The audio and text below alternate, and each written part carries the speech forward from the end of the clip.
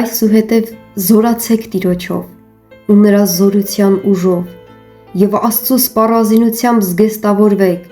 որպիսի կարողանաք սատանայի հնարներին դիմադրել, որովհետև մեր պատերազմն արյան ու մարմնի դեմ չէ, այլ իշխանությունների ու պետությունների դեմ, այս խավար աշխարհի տիրակալների դեմ, երկնքում գտնվող չար ոգիների դեմ։ Դրա համար Աստծո սպառազինությունը վերցրեք, որ չար օրը կարողանաք դիմադրել ու ամեն բան հաղթահարելով հաստատուն կանգնել։ Արդ հաստատուն կանգնեք, ձեր մեջքը ճշմարտությամբ գոտևորված ու արդարության զրահը հագած եւ ձեր ոտքերին պատրաստակամությունն իբրև կոշիկ հագած, խաղաղության ավետարանը քարոզելու համար եւ այդ բոլորի վրա հավատի վահանն առեք, որպիսի կարողանաք չարի բոլոր կրակոտ նետերը հանգցնել,